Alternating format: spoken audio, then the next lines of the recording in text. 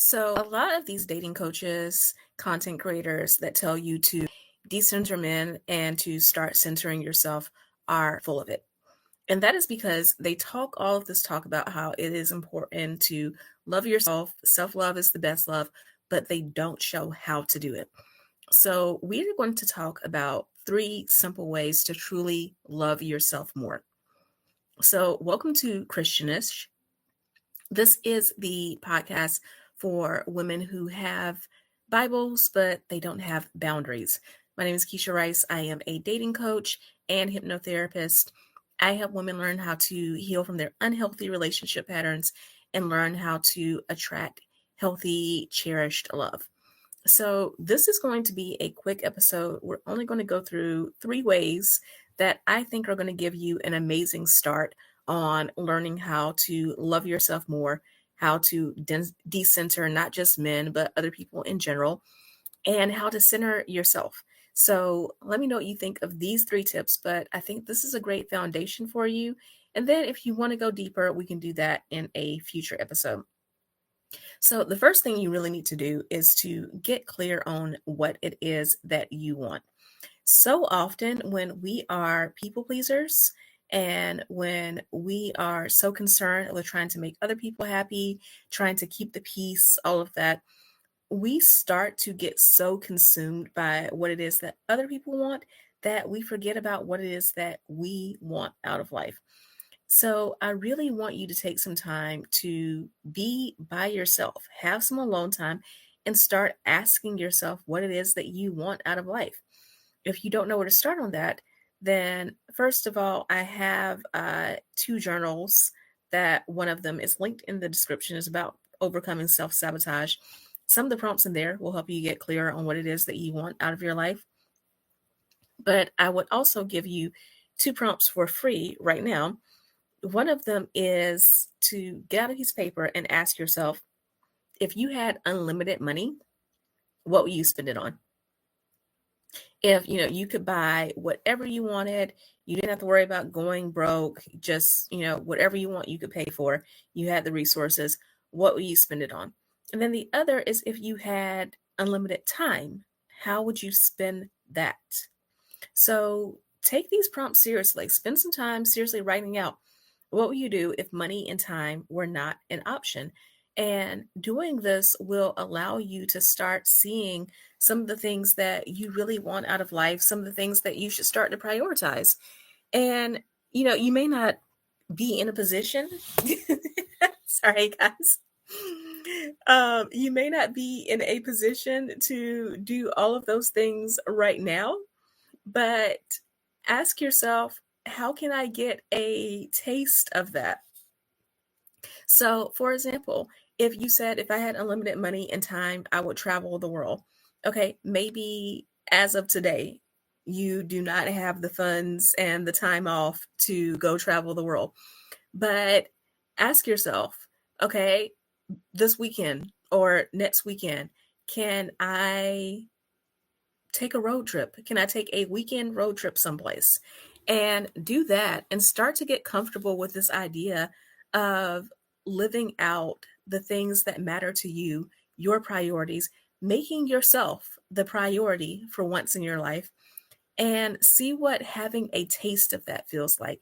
I guarantee you, once you start to get a taste of that, you're not going to want to stop. You're going to keep finding ways to put yourself first and make yourself the priority. So the second thing is to stop listening to all the other voices and learn how to listen to yourself. So there are a few ways that you're going to do this. One, you're going to set aside some times during the day to put your phone on do not disturb.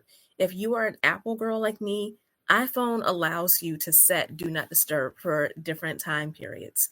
You're going to take full advantage of that so that you have no one, calling you, messaging you during different periods of the day, so that you have some peace to think on your own. You are also going to stop listening to every single view from people who are in your circle. Okay? One of the things that I am very fond of saying is, Do not take advice from people who are not living the life that you want to live. So even if you have family members or friends, coworkers, whoever, who care about you and who are very well meaning, if, for example, you are single, you want to be in a happy, healthy relationship, you want to be married, stop taking advice from your single friends. Stop taking advice from people who are in unhappy relationships.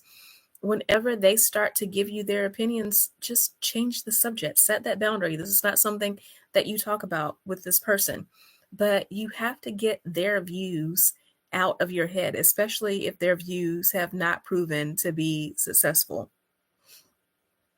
You want to spend less time on social media. And I say this as someone who is a social media content creator. Facebook, YouTube, Instagram, TikTok, they all have wonderful aspects of them. And I've connected with so many people thanks to social media. And there are so many ways in which it has improved my life. But even with that, there are limits. And if you spend so much time listening to those echo chambers and listening to what oftentimes miserable people have to say about different things in your life, you are not going to be successful, because while there are great content creators on social media and while there are a lot of people who are happy with their lives and people who do give good advice, there's also a lot of negativity. And if you spend enough time on, particularly Instagram, TikTok, all those, you will find that even if you go searching for the positive content, you will find the negative as well. And going down that road can lead you to a dark place. So you really need to curate your feed to follow people who give positive advice. You need to say not interested. You need to click on the video and say that you're not interested, or to show less like this, depending on what platform you're on, whenever you see content that is not healthy. You need to limit the time that you are on social media, period. Right? And if you have family members and friends who bring you down, you need to mute their accounts, silence their accounts, so that you don't see their posts. You also need to spend quiet time in journaling and meditation. So back to what I said earlier about journaling, check out the self-sabotage journal in particular that I have. I will put that in the description. But you need to really spend time cultivating your voice and also the voice of God. Those need to be the two voices that you are listening to now, your own and God's. And you need to learn how to shut out other people's voices until you're truly at a place where you feel like you've definitely centered yourself and you can listen to other people's voices from a place of, yeah, I'll take that into consideration. This thing that you said makes sense and I'll follow that, but this doesn't work out for me. It may work out for you, but it doesn't work for me. When you learn how to do that and not feel like you have to take people's advice, when you learn how to discern what is good advice and what is bad advice, when you learn how to discern, more importantly, what is good advice and bad advice for you, because I definitely have friends who can give very good advice, even based on their life experiences about certain topics, but I know their particular advice does not work for me for whatever reason, because of something in our life circumstances that is different. So when you learn to understand that a person can give advice that is sound but doesn't work for you, and you luckily or hopefully have friends who don't take it personally when you don't follow that advice, and you understand that you don't have to do it from a place of I need to make them happy and at least try what they said, then that is the point where it becomes so much easier to follow your own gut and follow your own intuition. And the third and final step that we are going to take in order to love ourselves more is that we are going to stop auditioning. Too many women in particular, I know, spend their lives auditioning for other people. You have a job interview and it may not even be a job that you particularly want, but you feel like you need to take something right now to make more money. So you go to that interview and you shuck and jive and you put on a show because you need them to see that you are obviously the best. And then if you do get hired, it's a job that you don't like, and it's also a job where you're made even more miserable because you put on such a show in the interview that you have set high expectations. So now you have to do all of this work to keep that up. That is not fun. You meet friends. You feel like you have to do all of these things to please these friends, impress these friends. You have to buy things. You have to give gifts, all of this stuff. You go on dates and you spend your entire time on that date not thinking about whether or not you truly like this person, but you are so focused on whether or not that person likes you. I need you to flip that. I need you to get to a place where you're like, okay, when I meet people, are they aligned with me? Are they aligned with my values and what I want out of life? Um, is this person right for me? I need you to start auditioning the people in your life. You are now the person who is behind the table, sitting in the chair, auditioning people and deciding whether or not that person fits in with your life and your goals and your dreams and your values. So these are 3 first steps that you can take in order to learn how to love yourself more. Let me know if you want to go deeper into this because I would love to do a follow-up.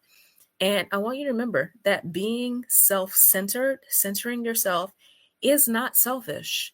In fact, it is the least selfish thing that you can do. Because when you learn how to center yourself and how to fill your cup and love yourself, you are happier, you are healthier, you are more energetic. And then you are able to take all this love that you've poured into yourself, you fill your cup, and then you are able to give from the overflow. You're able to freely give to your partner, to your family, to your friends, to your career, and you're able to do it from a place of happiness and not from burnout. So the other people in your life are also made better for that. So let me know what you are going to be doing to center yourself. And if you need help with that, again, the journal for stopping self-sabotage is in the description. Also, my hypnosis sessions and coaching, my dating coaching your pocket program is in the description. So let me know what you're going to do to center yourself. And also, if you enjoy Christianish, especially since the rebrand of this podcast, you can help me out by commenting if you're watching this on YouTube, because that helps the algorithm get it to more people who might also enjoy this podcast.